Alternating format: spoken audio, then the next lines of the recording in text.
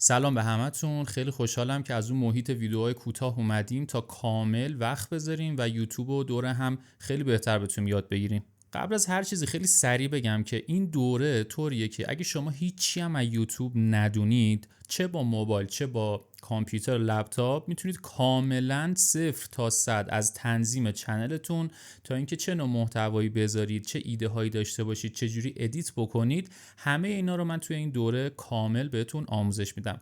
فقط تو قسمت اول این دوره راجع به اینکه چرا اصلا باید یوتیوب رو شروع کنیم یه خورده با هم گپ میزنیم تا موضوع ذره برامون باز بشه. یه معرفی کوچیک از خودم میکنم چون هم دوست دارم من بهتر شما رو بشناسم، هم شما منو بهتر بشناسید. من امیرم، لیسانس مکانیک علم و صنعت دارم، ارشد MBA گرفتم.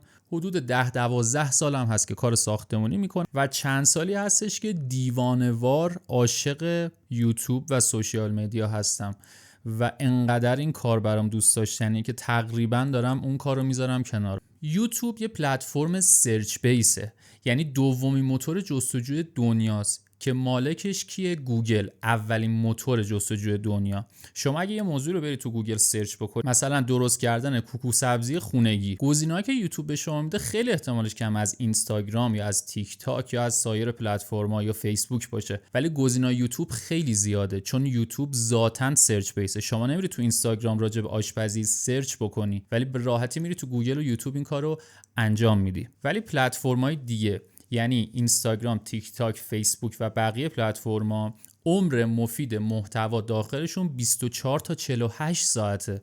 یعنی محتوایی که شما کلی زحمت میکشی اونجا قرار میدی، 48 ساعت بعد تقریبا دیگه ویو خاصی نمیخوره. ولی توی یوتیوب ممکنه شما یه ویدئویی رو 7 سال پیش گذاشته باشید، چون ذاتاً سرچ بیسه هنوز که هنوز راجبش سرچ میشه و اتفاقا درآمد بیشتری از ویدیوهای قبلیت میگیری تا ویدیوهای جدید، چون مثل یه گوی برف میمونه، مثل یه گوله برف میمونه که داره به سمت پایین حرکت میکنه، روز به روز به ویوهای شما اضافه میشه و یه جوری مثل وبسایت شماست. اون اشل و اون استایلی که شما تو هر حرفه‌ای هستی، تو هر حرفه‌ای اصلا مهم نیست، وقتی یوتیوب داری، وقتی که طرف میتونه بره مثلا شما آموزش یه موضوعی میدی مثل کنکور، من نمیتونم برم تو پیج اینستاگرامت سرچ کنم که مثلا فرمول فلانو چجوری باید پیدا کرد یا چجوری باید نوشت، ولی تو یوتیوب وقتی سرچ میکنم تو چنلت دقیقاً اون ویدیو برام میاد، دقیقاً مثل یه وبسایت میمونه. مورد بعدی که چرا باید یوتیوب شروع کنی، بحث درآمد دلاری هست و تقریبا جذاب ترین قسمت این قضیه است که خب همه راجبش صحبت میکنن، به دلیل اینکه شما فکر کن اصلا به 100 200 300 دلار یه عدد ثابتی دلاری به درآمد میرسی ماهیانه. یوتیوب به شما اینو پرداخت میکنه دیگه. اینکه قیمت تومن داره میریزه، ارزش پولمون داره کم میشه، شما کارمند یه جا هستی داری ماهی 10 تومن میگیری، یه دفعه همه چی گرون میشه. مطمئنا سال بعد شما به اندازه گرون شدن دلار حقوقتون افزایش پیدا نمیکنه، ولی شما 300 دلار در بیاری، 200 دلار در بیاری، از یوتیوب یه حاشیه امنی میده که این فقط یکی از روش‌های درآمدزایی از یوتیوب هستش که اتفاقا من اونقدر تاکید ندارم که حتما باید همه از این طریق درآمد به دست بیارن از یوتیوب. نکته بعدی، هزینه خیلی کم شروع یوتیوب هست. شما با همین موبایلی که دستت هست بدون استفاده از هیچ امکاناتی میتونی کاملا یه چنل را بندازی و ویدیوهای خوبی هم توش بذاری. آموزش عجیب غریبی نمیخواد، هر چی که لازم داری من همینجا بهت میگم. آموزش‌های دیگه هم اگه لازم داشتی هم میتونی سرچ کنی، هم ازم سوال کنی. موضوع بعدی اینه که نیاز به تبلیغات نداری. میدونید که اینستاگرام همینجوری باید تبلیغ انجام داد، از وقتی که بوده بحث تبلیغ همیشه کنار تولید محتوا بوده. نکته خیلی مهم بعدی اینه که سلبریتی هایی که تو فضاهای مجازی دیگه غیر از یوتیوب هستن از قبل معروف بودن و بعد اومدن اونجا معروف تر شدن. بیشترین فالوورها رو کی داره؟ لیونل مسی داره، کریس رونالدو داره و ولی توی یوتیوب بیشترین کسایی که سابسکرایب دارن و من مطمئنم نمیشناسید اگه با فضای یوتیوب آشنا نباشید، مثل پیودی پای، مثل مستر بیست، اگه بخوام تو ایرانیا بگم مثل میا پلیس، مثل آریا کوکسر.